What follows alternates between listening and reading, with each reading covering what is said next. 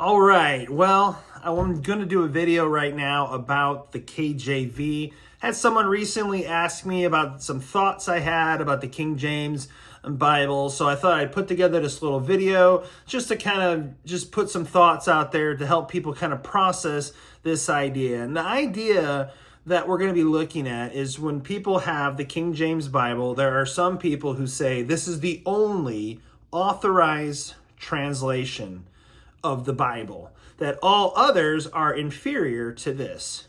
Now, most people who use the 1611 KJV don't actually use the 1611 KJV because the original one, written in 1611, included three things: the Old Testament, the New Testament, and the Apocrypha. See, the 1611 King James, the original one, had a little bit different spelling. It had some different punctuation. It even had different formatting, and there was some notable printing issues that caused a scandal in its day. So here's the part that surprises a lot of people who use the KJV.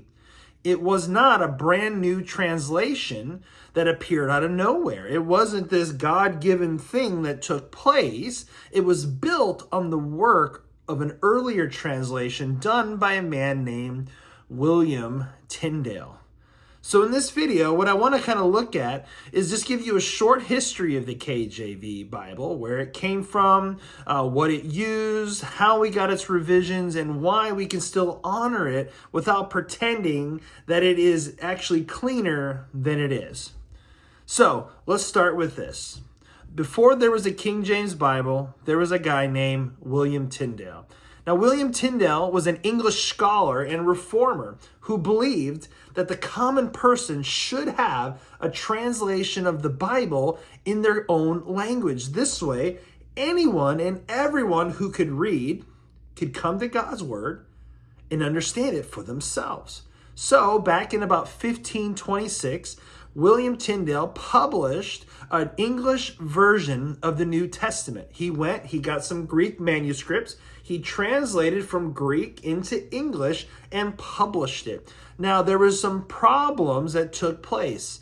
This was noted by the church to be heresy because he took the Bible in its original language, Hebrew and Greek, and he translated it into English. That was a major no-no for the church back then.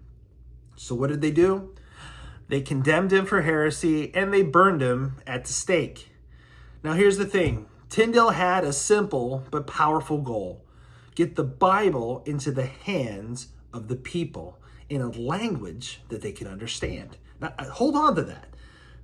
In a language that they could understand. So what he did is when he did this, he did some work in the Old Testament, he did some work in the New Testament, and he published his work. And this work that Tyndale did in the 1500s actually significantly influenced the King James translation. There was a study done a number of years ago by a guy named John Nelson and Royal Scusin, if I'm saying that even right. And they estimated that the King James, the KJV, used about 76% of Tyndale's translation in the Old Testament and about 84% of Tyndale's translation in the New Testament. So basically what they did is they took Tyndale's wording and they used it for reference for the KJV. So when people are loving the language of the KJV, and it's got some beautiful and poetic languages, in many places what they're actually loving is Tyndale's translation. Think about phrases that are powerful, and we still use them today because they're so powerful. Let there be light. The powers that be. Am I my brother's keeper? The salt of the earth. These aren't simply KJV phrases. These are part of the English Bible translation that came from William Tyndale.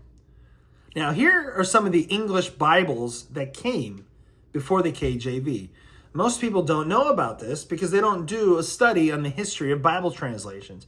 I'm a pastor, I've been to seminary, I've done doctoral studies, and I have a passion for Bible translations because I think it's just so inspiring and so encouraging to see how people have taken God's word and brought it by translating it into their language so people can experience what Tyndale wanted, that they could have a Bible, God's word, in their own language. Well, in the English language, one of the first was the 1535. This is after Tyndale. It was called the Coverdale Bible. Miles Coverdale produced the first complete printed English Bible. Unlike Tyndale, Coverdale did not translate everything directly from Hebrew and Greek. What he did is he relied heavily on previous translations, including Tyndale's. You see a theme there. Like Tyndale did a lot of work and people stood on his shoulders. He also, in the Coverdale Bible, they used the Latin and German sources. Still, to this day, the Coverdale gave the English-speaking world its first completed, printed English Bible. After this came another one known as the Great Bible. This one was in 1539. It was called the Great Bible partly because of its large size. Now think about this. We're talking about many years ago, 400 plus years ago, and then they're printing. The printing presses are not like today. They are antiquated and they're a new invention and they're printing large. So this thing was huge. So what did they call it? The Great Bible.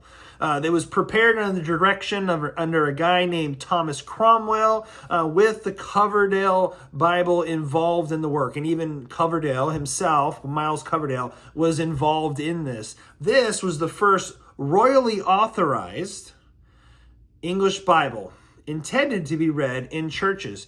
Now here's the thing. When we hear about the King James being the only authorized version, and I'm not doing quotes to be sarcastic, the authorization actually came from the king. It's not God authorizing it, it's the king. But back then, the king spoke for God. So that's kind of where the lines get a little blurred. But here, we had the Great Bible, and it was the first one that was authorized to be used in churches.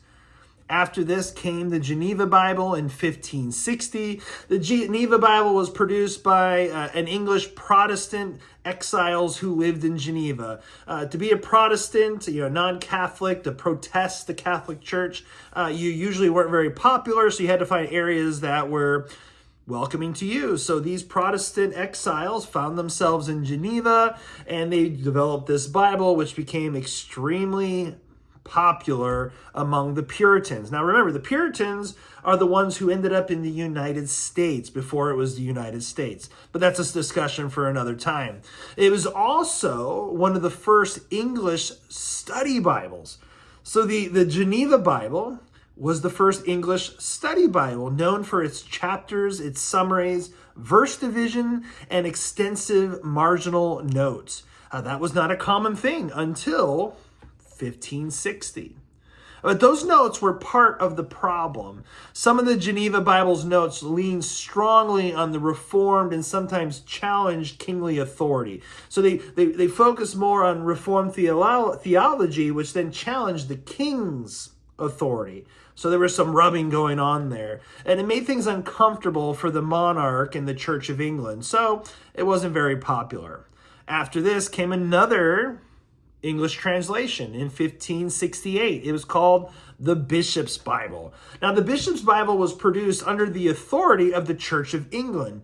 It was revised in 1572, and then in 1602, the edition became the official text for the King James translator. So this is one that they based their translations off of, but it was standing on the shoulders of others, such as Tyndale. And that's why you get those percentages of 84 and 70+% showing up from the Tyndale Bible in the King James only. So what do we get from this? The King James Bible, which comes after these in 1611, was not created in isolation. It was the fruit of nearly a century of other English translations. So In about 1604, after the Hampton Court Conference, King James I approved a new Bible translation. This is a big deal. This was partly religious, this was partly political, and it was partly practical. See, England already had English Bibles, right? We just talked about a few of them. But there was a tension. The Geneva Bible was popular with the Protestants and the Puritans, but its notes were not loved by the king. The bishop's Bible was official, but it was not beloved or as polished as they would like. So, King James, what does he do? He commissions a new translation. Now, I've said, hold on to that thought. The King James is a translation. A translation means there is something original that is taken and from another language and then translated from one language to another into a new. So you have the Hebrew, you have the Greek translations, and what do? They translate it. They take it from the original language and they bring it into English. So the King James Version is a translation, just like all the other translations that we have today. NIV, RSV, ESV, CSB, all the other BBBs, like they're all translations of the original document. So the king, what did he do? He commissioned this new translation. Originally, there were 55 men were approved to work on this project, and records show from history that about 47 scholars actually participated. They were divided into 6 companies, meeting in Westminster, Oxford, and Cambridge. Those are still centers of learning today. The scholars were pastors, they were linguists, they were churchmen. They were people who were familiar with God's word. And their work was careful. These were diligent people. These were the right people to bring in to create a translation from the original language into the English language. Now, they compared their earlier English translations with their translations, like the Tyndale and the bishops. They worked from the Hebrew and the Greek. They reviewed one another's work. See, this was a compilation of many people, 47, coming together and working to give the people God's word in their own language. And in 1611, the King James Bible, the KJV, was officially published. It was published with the Old Testament, the Apocrypha, and the New Testament. But here's something important. The translators themselves did not claim they were making a perfect Bible translation from scratch. The preface of the 1611 KJV, the 1611 King James Bible, they actually said they set out to make, check it out, a new translation. Sorry, let me rephrase that. They set out and they said, we did not intend to set out to make a new translation, but to make a good one that is better. Like this was their whole focus, not to make a new translation, but to stand on the shoulders of those who would come before and make something that the people in the 1600s could understand. And that's an important thing to hold on to because the King James translators understood they were standing on the shoulders of others. Now, here's an area where people get a little confused. What manuscripts did they use for the KJV? Remember I said you had these 47 men, they came together, they had all these English translations, they had these Greek and Hebrew translations, they brought them together, and they started getting to work. When we ask how many manuscripts did they have for the King James translators, it's not as simple as a number because they weren't working from what we have in modern translations. They weren't working from complete works. They were mainly using printed Hebrew and Greek editions available in their day. There were people long before the 1611 that had done work to translate these Greek manuscripts into English or translate these old ancient Greek manuscripts into one compilation of the New Testament or the Hebrew into the Old Testament. And these things were carefully preserved. The Old Testament used what's known as the Masoretic text. The Masoretic text is traditionally a Hebrew text of the Jewish Bible. And if you think about the Jewish Bible, because that's what they call it, they don't call it the Old Testament because they only have one. They use the Masoretic text. It's carefully preserved. It's standardized by Jewish scribes and scholars, and the Masoretic is between roughly the 6th and 10th century. So When the King James comes along, the Masoretic text has been around for about 1,000 years or so, in that range. For the New Testament, the King James translators use the pointed Greek text tradition called the Textus Receptus, or Textus Receptus. It sounds like I said Texas, but the state didn't even exist at that time. So they use the Textus Receptus. This is a translation, a compilation of the Greek manuscripts. More specifically, they relied heavy on the editions connected to Theodore Beza. You don't need to know who that is. It was just someone who came together and connected the early editions of a man named Stephanus and Erasmus, and he put it together so it was in one collection. And here's the key historical issue. Erasmus' early printed Greek New Testament was based only on a smaller number of Greek manuscripts available to him. Let's just pause right there. In the ancient world, things were only available that you could access. If you knew someone who had something, or you could go to one of the major libraries of the time and you could get this information, that was a journey. It was costly, so things were very restrictive. Not like today, where you can get online and you can look at thousands upon thousands of Greek and Hebrew manuscripts. They only had what was available to them at that time. They only had what was known to them at that time. And so one of the sources that Erasmus used was the eight New Testament Greek manuscripts available in Basel, dating from about the 10th to 15th century. So the KJV New Testament was based on the best printed Greek traditions available to the translators at that time. So here we're fast forwarding 600 years.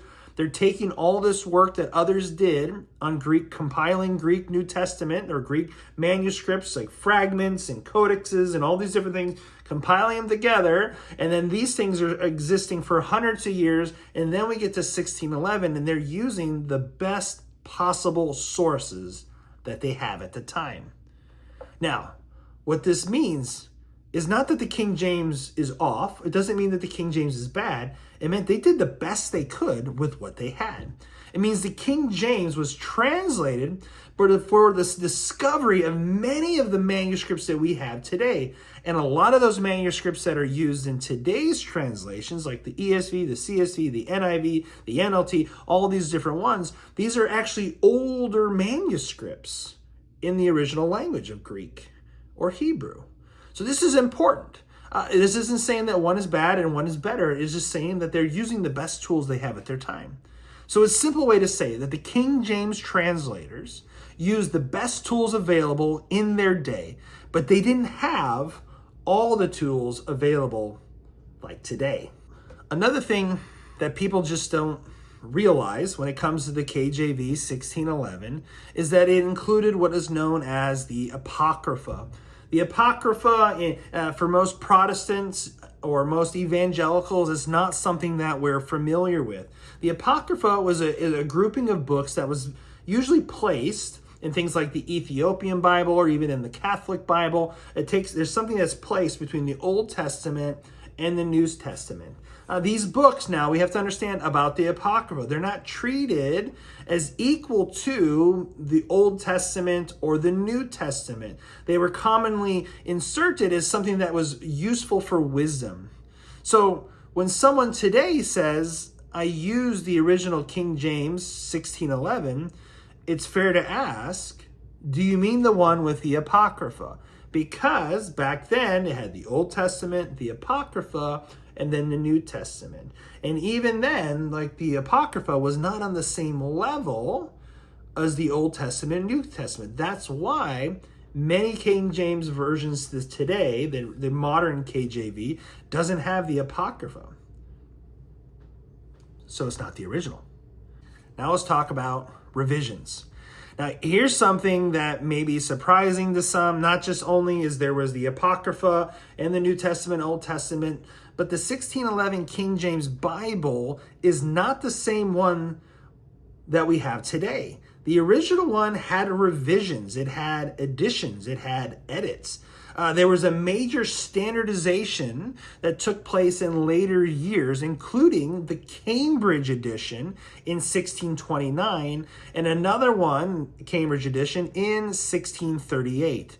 The major one took place in 1762. This was also a Cambridge edition by a guy named F.S. Paris. And what they did is they used the important 1769 edition for what then became the Benjamin Blaney edition. So here we have a couple of revisions which would make, so back then you got to think of it this way. It's not like online where you can update things and it just appears in your cloud. You had a 1611 and then in 1611, then in 1629 there's a revision. So now you have a 1629 King James. But then there's another one in 1638 and then another one in 1762 and then ultimately in 1769 Benjamin Blaney comes around and he has kind of like the final standardization of the King James Bible. See, Blaney's 1769 edition, what it did is it standardized spelling, punctuation, capitalization, and italics. One summary puts it well today. Today's King James Version, today's KJV, has the words and grammar from before 1611, but the spelling and the punctuation and the revisions largely shaped by the 1769. So what does this mean? This means that many people, when they say they have the original King James 1611, they're really reading the later 1769 standardization by Blaney. There was also some famous printing issues. I mentioned this at the beginning. One of them takes place in the Old Testament, in the book of Ruth, chapter 3, verse 15. It's called the He Bible versus the She Bible. Some early printings of the King James 1611 said he went into the city, while others, later editions, said she went into the city. There's a significant difference there. He is a man, she is a woman. This became one way to distinguish these 1611 printings from the later printings, because the later printings were known as the She Bibles. The previous original editions were known as the He Bibles. All the King James versions today are She Bibles, so they're not the original 1611. Here's one that was quite interesting. It's the edition that they called the Wicked Bible. This is a famous example that came in the right before the 1632 revision. It printed in the Old Testament, specifically in Exodus chapter 20, verse 14. When the printing, in the translation, it left out the word not. You guys think, well, that's 3 letters, N-O-T, not that big a deal. But where it fell in Exodus chapter 20, for you Bible study stars, you know exactly where this is. It's in the 10 Commandments. And to leave out a not is a big deal. And specifically the 1611, or prior to 1631, the King James Bible actually read, "Thou shalt commit adultery." This gave it the title, The Wicked Bible. It was a printing disaster. So they called it the Wicked Bible because it basically said, God said, go have adultery. But later, this was revised because the 1611 had some typos, it had some misspellings, had some omissions, like the word not. In later editions, what do? They standardized and made corrections. So, pulling that all together, we should ask the question, how should we think of the KJV? Well, first, we should honor it. It was a significant and profound translation. It is actually one of the most profound and influential Bible translations of our time. We still use words that are found in the King James Bible. You know, some of those did come from Tyndale, but still, the King James, the KJV, made it popular. The King James was not the first English translation. It was one of many English translations. It was also a good scholarly work. They took the information they had, the manuscripts available at that time, and they put it together. We had diligent work by 47 different pastors and scholars and churchmen coming together, trying to give the people God's word in their language. This should be something that encourages us. This should be something that we honor and are honest about. This was great stuff. Another thing is we should not confuse perfection of God's word with the perfection of an English translation. Because remember, it is a translation. And God's word is perfect in its original language, in its original text. But our translations can have mistakes. You can leave a word out. You can misspell something. That doesn't diminish God's word. It's just a reality that we're human. And only God is perfect. We are not. When we look at translations, we should recognize the KJV is a faithful translation of God's word. They were focused on giving it the language to the common people, and that's what they did. It doesn't make it less trustworthy because there's mistakes. It's just human. We should actually be more grateful. We should actually honor it more because in 1611, they didn't have the resources that scholars have today. They had to do a lot of legwork. They had to go a long distance. They had to put in a lot of time, a lot of energy, a lot of research. That's something that we should honor. We should also honor the people that came before it, like William Tyndale, who gave his life so that ordinary people like you and me, speaking English, could have God's word in our own language. That's something significant.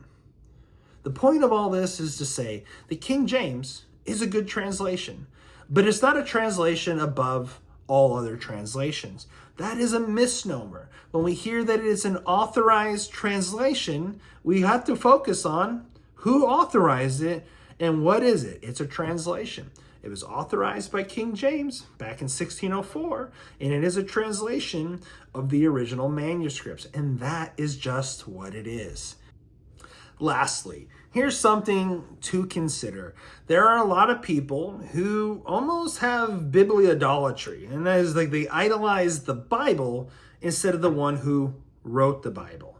And the King James Version, again, is a great translation, but it's not the original language. It's not the Hebrew and Greek. You're going to hear people online say some of the craziest things. There are videos, you can just Google it, where people say, the King James Version of the Bible, I used to correct the original language. That's not really a great thing to do because it is a translation. The original manuscripts, the ones that are written in the original language, are closer to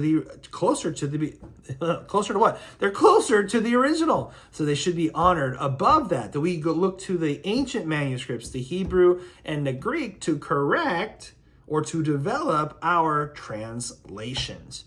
Is the King James Version better than other Bible translations? I would say no. It's equal to. Now, not all Bible translations. You got to understand the King James is what's called a close to literal. It's trying to be accurate to the original language as best as it can. It's like the ESV or the NRSB or the NASB or even the CSB. But there are other translations out there that are not so good. And that's a whole different conversation.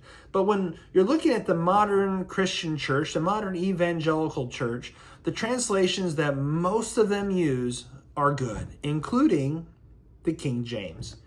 So here's just some thoughts. I probably do a couple more videos on this because there's a lot to this subject. There are videos and memes and conversations that go around circling the King James Version being better than other translations. And maybe I'll address that at a later date. But I wanted us to just understand the basic history of the King James, where it came from, why we have it, what they used, and that it ultimately is a good translation.